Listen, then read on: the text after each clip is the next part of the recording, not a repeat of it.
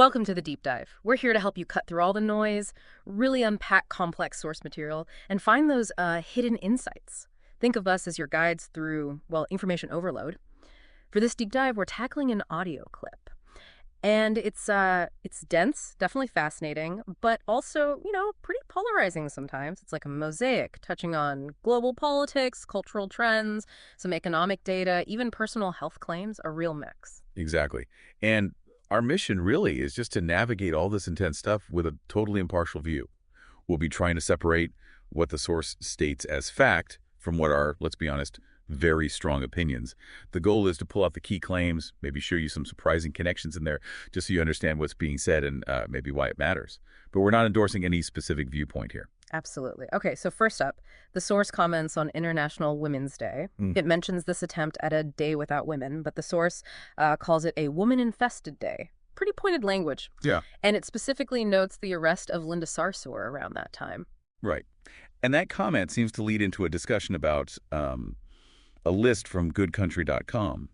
The source points out that this site ranks Sweden as #1, the best country for women. And it adds that this ranking was, picked up by big outlets like U.S. News and Vogue magazine. Okay, but here's where things take a really sharp turn.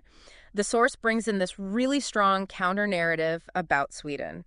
It claims immigrants are, and this is a direct quote, flooding the country, raping, molesting. Yeah. Very strong stuff. And it elaborates on that. It cites Nigel Farage, saying he echoed Donald Trump's claim about Sweden being the rape capital of Europe. The source even asserts, apparently, that a graph would show a direct link, a correlation between what it calls skyrocketing rape numbers and the influx of immigrants. A direct correlation shown visually, it claims. That's the claim. Yeah. And it also mentions riots, burning, looting, supposedly happening in Sweden right after Trump made his comments. So you see these two completely different pictures of Sweden. It really highlights how different stories can be built from, well, maybe similar starting points, especially with charged topics like immigration. Okay, so shifting gears from global narratives, the source then takes aim closer to home. It launches into some pretty sharp critiques of modern institutions, our cultural trends, specifically higher education. Right. It focuses on Pal Poly offering a class on Beyonce. Yeah, and the source has strong objections, calls the class ridiculous. It portrays Beyonce as a false idol, calls her narcissistic. Wow. And it makes this really stark comparison. Says she's not even a toenail in Rosa Parks' foot. Oof. And it predicted the class would teach, quote, racial division and how the white man is bad. Okay, so from academia, the source pivots. Just as strong, maybe stronger, criticism of the ACLU. Oh, yeah. Labels it an anti-American group of scum and references Michael Savage's stance against it, too. That's right. And what's interesting are the specifics here. The source mentions an ACLU fundraising concert. Features artists like Macklemore, who it calls a propaganda piece, Yeah. and Brandon Boyd. A propaganda piece. Okay. Yeah. And then it directly accuses the ACLU of actively assisting with Soros-driven protest organization. That's a phrase you hear in certain circles. Suggesting a kind of hidden agenda. Exactly. It claims the ACLU has become a divide and conquer wing of the George Soros New World Order propaganda. Strong claim. And it also hits them for being, quote, silent on Vault 7. The WikiLeaks CIA document dump. Right, the hacking tool stuff. Yeah. Silent on that, it says, while raising money for illegal immigrants. So when you're faced with critiques this intense of established groups, cultural figures, it really makes you think, how do we process these viewpoints? How do we figure out their role in, shaping how society sees things?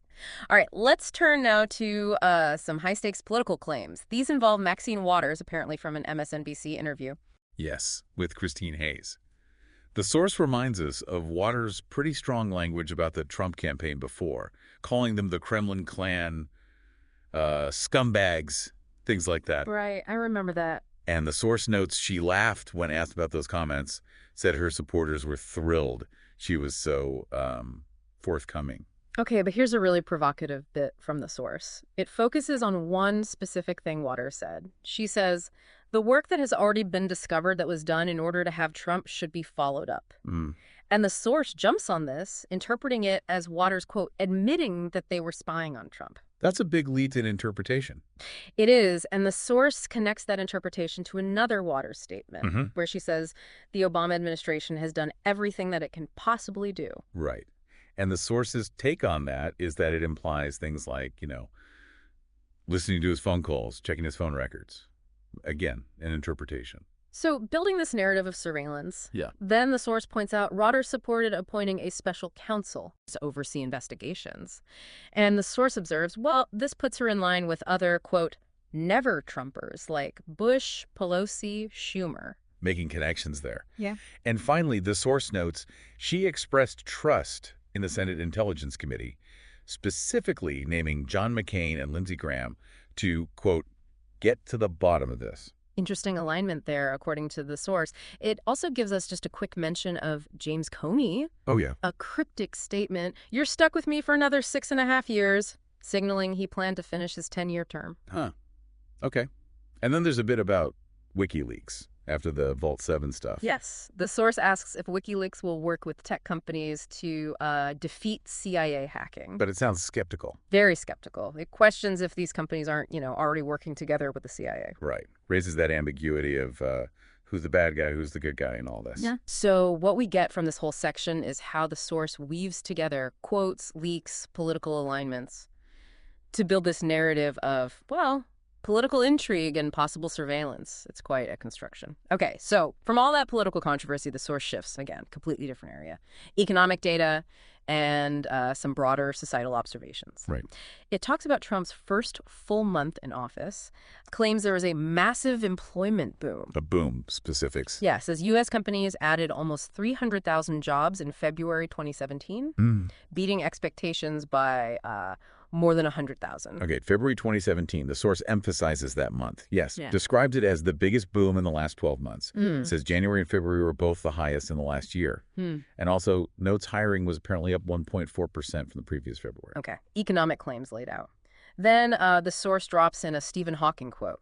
Oh, which one? "Without a world government, technology will destroy us." Wow, okay. And the source agrees. No, completely disagrees. States very emphatically, the world government is what's going to destroy us, man. Direct contrast. Got it. World government, bad, not good in this view. Exactly. Then, this is a really distinctive part.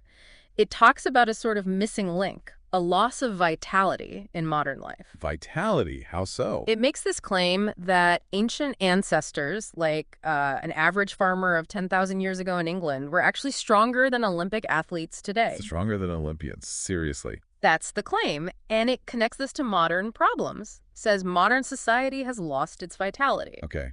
Based on what, though? It gives specifics like sperm counts are down like 90%, says people are totally depressed and unhappy. Wow. So linking ancient strength to modern malaise.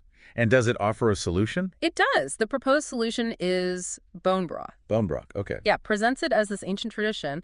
Says every ancient culture was obsessed with using, all the parts of the animal. Nose to tail eating, essentially. Right. Skin for shelter, meat for food, fat for cooking, Yeah. and bones for strength. Bones for strength. And this leads somewhere specific. It leads directly to promoting a product, Caveman by Infowars.com. Ah, okay. A product tie-in. Described as the ultimate and true paleo nutrition. It lists ingredients like bone broth, turmeric root, chaga mushroom, and other primal superfoods. Turmeric, chaga. Interesting mix.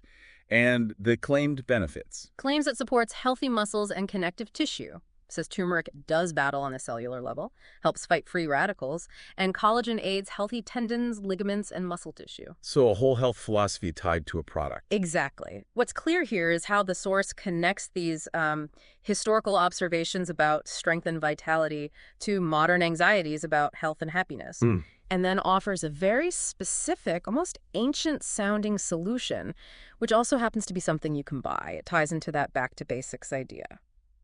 And, well, that brings us to the end of this deep dive. We've really covered a huge amount of ground, incredible breadth, intense claims from those political accusations, the cultural commentary to economic numbers and these ancient health ideas. Definitely a lot to process. Yeah, it really was a wide-ranging source. And our purpose here, as always, is just to give you, the listener, a kind of shortcut, a way to understand these varied, often conflicting narratives you find in raw source material like this. We try to pull out the key bits, give context, help you see what's being argued without us taking any side. Yes, exactly. Just laying it out. So, for your final provocative thought to take away, In a world just flooded with information coming from sources that are so diverse, so opinionated, how do we as, informed people effectively triangulate what might be true? How do we spot the underlying biases? And maybe most importantly, how do we draw our own conclusions about everything from, well, global politics right down to our own health and well-being? That's the big question, isn't it? Something to ponder anyway. Until our next deep dive.